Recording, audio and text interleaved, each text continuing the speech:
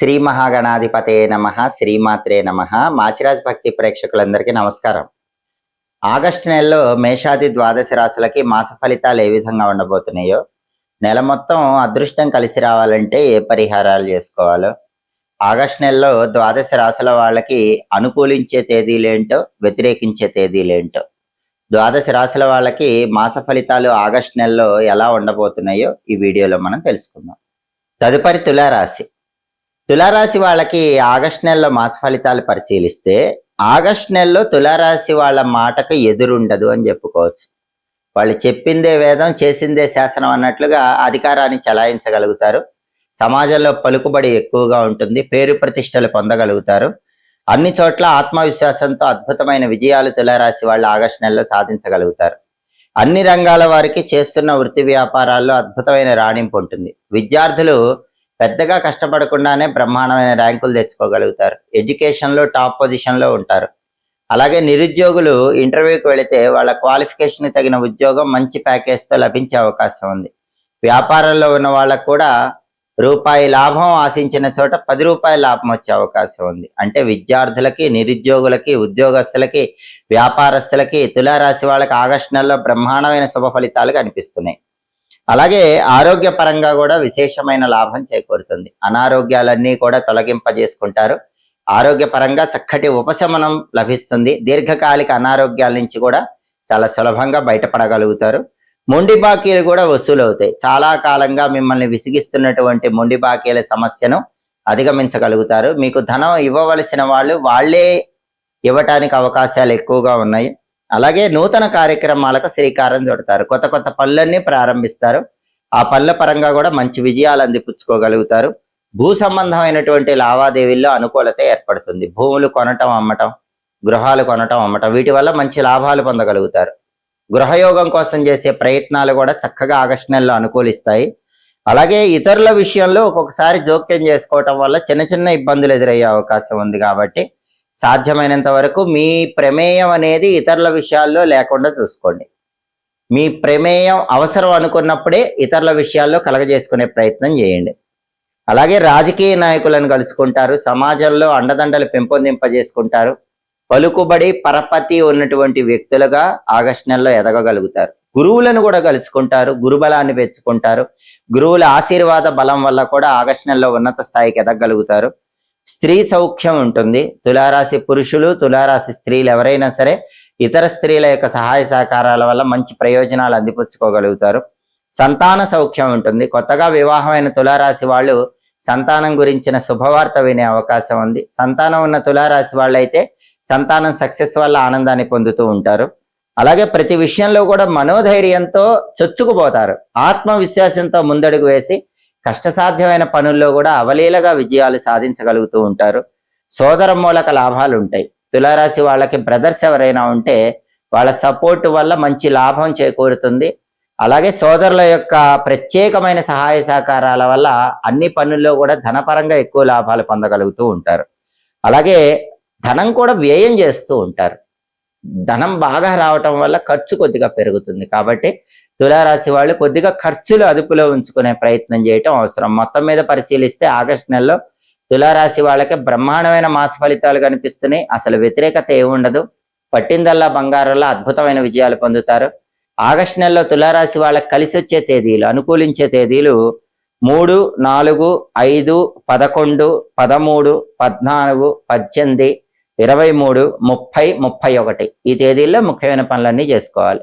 అలాగే తులారాశి వాళ్ళకి ఆగస్టులో కలిసి రాని తేదీలు, ప్రతికూల తేదీలు 7, 8, 9, 16, 20, 25, 27, 28 అనుకూల తేదీల్లో ముఖ్యమైన పనులు చేసుకోండి. ప్రతికూల తేదీల్లో ఎలాంటి పనులు చేయకండి. ఎక్కువగా శివారాధన చేయాలి.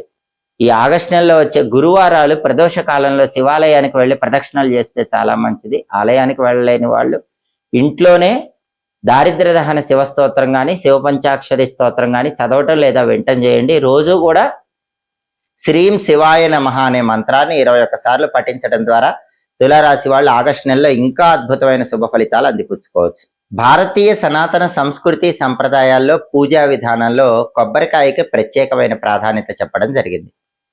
కొబ్బరికాయ కొట్టినప్పుడు ఆ కొబ్బరికాయ నిలువుగా పగిలితే ఎలాంటి ఫలితం వస్తుందో, అడ్డంగా పగిలితే ఎలాంటి ఫలితం వస్తుందో, ముక్కలు ముక్కలుగా పగిలితే ఎలాంటి ఫలితం వస్తుందో, కొబ్బరికాయ కుళ్ళిపోతే ఎలాంటి ఫలితం వస్తుందో, కుళ్ళినప్పుడు ఏం చేయాలో, కొబ్బరికాయకు సంబంధించిన అన్ని రహస్యాలను చెప్పే విజ్ఞానాన్ని నారికేళ ఫలశాస్త్రము అనే పేరుతో పిలుస్తారు.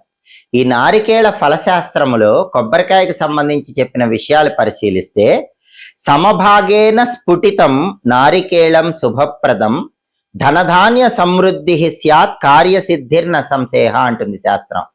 అంటే అర్థం ఏంటంటే, ఎప్పుడైనా సరే కొబ్బరికాయ కొట్టినప్పుడు అది సమభాగాలుగా పగిలితే, అంటే రెండు చిప్పలు కూడా సమానంగా వచ్చేలాగా కొబ్బరికాయ పగిలినట్లయితే అది శుభాలను కలిగింపజేస్తుంది, ధనధాన్య వృద్ధి ఏర్పడుతుంది, తలపెట్టిన పనులన్నీ నిర్విఘ్నంగా పూర్తి చేసుకోవచ్చని ఈ శ్లోకం మనకు చెబుతోంది. కాబట్టి ఎప్పుడైనా అందరూ కొబ్బరికాయ కొట్టేటప్పుడు సరిగ్గా రెండు భాగాలు కూడా సమానంగా పగిలేలాగా కొబ్బరికాయ కొట్టండి, అది మీకు అనుకూల ఫలితాలు ఇస్తుంది. అలాగే ఒక్కొక్కసారి కొబ్బరికాయ కొట్టినప్పుడు రెండు భాగాలు, రెండు చిప్పలు కూడా అడ్డంగా రాకుండా నిలువుగా పగిలినట్లుగా వస్తాయి. కొబ్బరికాయ నిలువుగా పగిలితే ఫలితం ఎలా ఉంటుందో నారికేళ ఫలశాస్త్రంలో ఏం చెప్పారంటే, ఊర్ధ్వరేఖాయుతం చేత్ స్యాత్ పుత్రలాభం వినిర్తిసేత్ వంశవృద్ధి భవేత్ తత్ర దేవతానుగ్రహం తథా అంటుంది శాస్త్రం. అంటే ఎప్పుడైనా కొబ్బరికాయ కొట్టినప్పుడు అది నిలువుగా పగిలితే దాన్ని ఊర్ధ్వరేఖ అనే పేరుతో పిలుస్తారు. కొబ్బరికాయ ఊర్ధ్వరేఖలాగా పగిలింది అంటారు. అటువంటప్పుడు అది వంశాభివృద్ధికి సంకేతము. అంటే కొబ్బరికాయ నిలువుగా పగలటం మంచిదే, తరతరాలుగా వంశము ఉద్ధరింపబడుతుంది, పుత్ర సంతాన ప్రాప్తి యోగము చేకూరుతుంది. వంశంలో మగ సంతానం అనేది ఉండటానికి కొబ్బరికాయ నిలువుగా పగలటం అనేది సహకరిస్తుందని నారికేళ ఫలశాస్త్రం చెప్తోంది. కాబట్టి నిలువుగా పగలటం మంచిదే. దేవతానుగ్రహం తొందరగా లభించడానికి కూడా నిలువుగా పగలటం అనేది అద్భుతంగా సహకరిస్తుంది. ఆ తర్వాత ఒక్కొక్కసారి కొబ్బరికాయ కొట్టినప్పుడు ఒక ముక్క పెద్దదిగా, ఒక ముక్క చిన్నదిగా అలా కూడా పగులుతూ ఉంటుంది. అలాగే ఒక్కొక్కసారి 2-3 ముక్కలు వచ్చేటట్లుగా కూడా కొబ్బరికాయ పగులుతూ ఉంటుంది. అలా పగిలితే దాన్ని బహుదా స్ఫుటితం అనే పేరుతో పిలుస్తారని నారికేళ ఫలశాస్త్రం చెప్తోంది. ఈ బహుదా స్ఫుటితం వల్ల ఏం జరుగుతుందంటే, బహుదా స్ఫుటితం చైవ మనోవ్యాధిం ప్రయచ్చతి శాంతిం కుర్యాత్ ప్రయత్నేన విఘ్న నివారణాయచ అంటుంది శాస్త్రం. అంటే కొబ్బరికాయ ఎప్పుడైనా సరే ముక్కలు ముక్కలుగా పగిలితే, 2 లేదా 3 ముక్కలు, ఒకటి పెద్దది ఒకటి చిన్నది అట్లా పగులుతూ వచ్చినా, ఒక 3 ముక్కలు అట్లా పగులుతూ వచ్చినా, అటువంటప్పుడు అది కొంత మానసిక అశాంతిని సూచిస్తుందని ఈ శ్లోకం చెప్తుంది. పనుల్లో కూడా విఘ్నాలు కలిగింపజేస్తుందని ఈ శ్లోకం చెప్తుంది. అలాంటప్పుడు ఏం చేయాలి? మళ్ళీ ఇంకొక కొబ్బరికాయ తీసుకొని చక్కగా 2 భాగాల్లాగా పగిలేటట్లుగా కొట్టాలి. అడ్డంగా కానీ నిలువుగా కానీ ఎలాగైనా సరే 2 భాగాలుగా సమభాగాలుగా పగిలేటట్లుగా కొబ్బరికాయ కొట్టడం అనేది అనుకూల ఫలితాలను కలిగింపజేస్తుంది. అలాగే నారికేళ ఫల విజ్ఞానంలో ఇంకా కొబ్బరికాయ గురించి ఏం చెప్పారంటే, ఒక్కొక్కసారి కొబ్బరికాయ కొట్టినప్పుడు లోపల కుళ్ళిపోయి ఉంటుంది, దాన్ని దూషిత ఫలము అనే పేరుతో పిలుస్తారు. ఎప్పుడైనా ఒక కొబ్బరికాయ కొట్టినప్పుడు లోపల కుళ్ళిపోతే ఆ కుళ్ళిపోయిన కొబ్బరికాయని దూషిత ఫలం అనే పేరుతో పిలుస్తారని నారికేళ ఫలశాస్త్రం చెప్తుంది. ఈ దూషిత ఫలం గురించి శాస్త్రంలో చెప్పిన శ్లోకం ఏంటంటే, దూషితం నారికేళం చేత్ దోషం తత్ర నవిద్యతే క్షాళయిత్వా పునర్దద్యాత్ సర్వదురిత శాంతయే అంటుంది శాస్త్రం. అంటే అర్థం ఏంటంటే, ఎప్పుడైనా సరే ఒక కొబ్బరికాయ కొట్టినప్పుడు అది కుళ్ళిపోతే ఆ కుళ్ళిపోయిన దోషము కొట్టిన వాళ్లకు ఉండదు, ఆ కాయకి మాత్రమే ఉంటుందని ఈ శ్లోకం మనకు తెలియజేస్తుంది. కాబట్టి కొబ్బరికాయ కుళ్ళిపోతే దిగులు పడక్కర్లేదు, ఎందుకంటే ఆ దోషము కొట్టిన వాళ్ళకి రాదు, ఆ కాయకే ఉంటుంది అని ఈ శ్లోకం చెప్తోంది. అప్పుడు ఏం చేయాలంటే, ఇంకొక కొబ్బరికాయ తెచ్చి ఆ కొబ్బరికాయ కొట్టి ఆ తర్వాత దైవానికి సమర్పించాలి అని ఈ శ్లోకం చెప్తోంది. కుళ్ళిన కొబ్బరికాయ వస్తే చాలా మంచిది, దృష్టి దోషం కూడా తొలగిపోతుందని ఈ శ్లోకం చెప్తోంది. చక్కగా ఇంకొక కొబ్బరికాయ కొట్టి దైవానికి నివేదించాలి, అంతేగాని ఈ దూషిత ఫలం కుళ్ళిపోవటం దోషం కాదు. అలాగే ఒక్కొక్కసారి కొబ్బరికాయ కొట్టినప్పుడు లోపల నీళ్లు ఉండవు, నీళ్లు లేని కొబ్బరికాయ కొడితే మాత్రం కొద్దిగా ఇబ్బందికర పరిస్థితులు ఎదురవుతాయి. నీళ్లు లేని కొబ్బరికాయ ఎప్పుడు కూడా పూజల్లో కొట్టకూడదు. నీళ్లు లేని కొబ్బరికాయ, ఎండిపోయిన కొబ్బరికాయను కురిడీకాయ అనే పేరుతో పిలుస్తారు. దీన్ని హోమాల్లో పూర్ణాహుతిలో వినియోగిస్తారు. అయితే శాస్త్రం ఏం చెప్తుందంటే మనం తెలియక కొడితే దోషం లేదు. అంటే మనం కొబ్బరికాయ కొట్టినప్పుడు అందులో నీళ్లు లేవు అనుకోండి, మనకు దోషమేం అంటదు.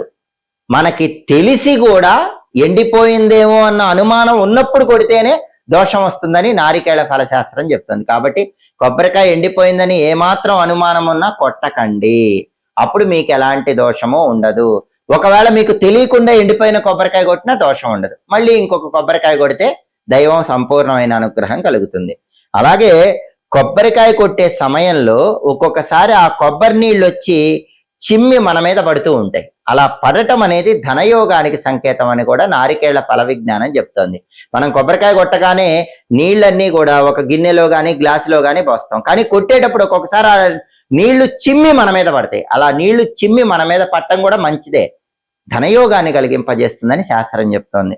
అలాగే ఎప్పుడైనా కొబ్బరికాయ కొట్టినప్పుడు ఒకటి బాగా చిన్న ముక్క ఇంకొకటి బాగా పెద్ద ముక్కలాగా పగిలితే మాత్రం మనస్సులో కోరికలు నెరవేరటానికి కొంత సమయం పడుతుందని శాస్త్రం చెప్తుంది. అందుకే సాధ్యమైనంత వరకు 2 ముక్కలు సమానంగా పగిలేలా కొబ్బరికాయ కొట్టాలి. కొబ్బరికాయ మధ్యలో పువ్వు రావటం అనేది ఆకస్మిక అదృష్టానికి సంకేతమని నారికేళ ఫల విజ్ఞానం చెప్తోంది. ఆకస్మిక ధనలాభానికి అది సంకేతం. అందుకే ఎప్పుడైనా సరే పూజల్లో కానీ ఇతర శుభ కార్యక్రమాల్లో కానీ కొబ్బరికాయ కొట్టినప్పుడు కొట్టిన వెంటనే అది పగిలిన వెంటనే మధ్యలో మీకు పువ్వు కనిపిస్తే మాత్రం అనుకోకుండా హఠాత్తుగా త్వరలో మీకు ధనం రాబోతోందని అర్థము. ఆకస్మిక ధన ఆగమనానికి ఆకస్మిక అదృష్టానికి కొబ్బరికాయ కొట్టినప్పుడు మధ్యలో పువ్వు రావటం సంకేతం అని నారికేళ ఫల విజ్ఞానం తెలియజేస్తోంది. ఇలా కొబ్బరికాయను ప్రత్యేకమైన విధి విధానాలతో పూజల్లో ఉపయోగించండి, సమస్త శుభ ఫలితాలను సిద్ధింపజేసుకోండి. ఎప్పటికప్పుడు జ్యోతిష శాస్త్ర పరంగా దినఫలాలు, మాస ఫలాలు, గ్రహాల సంచారంలో వచ్చే మార్పులను బట్టి ఫలితాలు తెలుసుకోవాలనుకుంటున్నారా? గ్రహాల సంచారంలో వచ్చే మార్పులను బట్టి ఫలితాలతో పాటు పరిహారాలు కూడా తెలుసుకోవాలనుకుంటున్నారా? అయితే మా మాచిరాజు భక్తి ఛానల్ తప్పకుండా చూడండి. మా వీడియోస్ మీకు నచ్చినట్లయితే మా ఛానల్ లైక్ చేయండి, కామెంట్ చేయండి. మా ఛానల్ వీడియోస్ 10 మంది మిత్రులకు షేర్ చేయండి. మా ఛానల్ సబ్స్క్రైబ్ చేసుకోండి. పక్కనున్న బెల్ సింబల్ నొక్కటం మాత్రం మర్చిపోకండి. సర్వే జనాః సుఖినో భవంతు. స్వస్తి.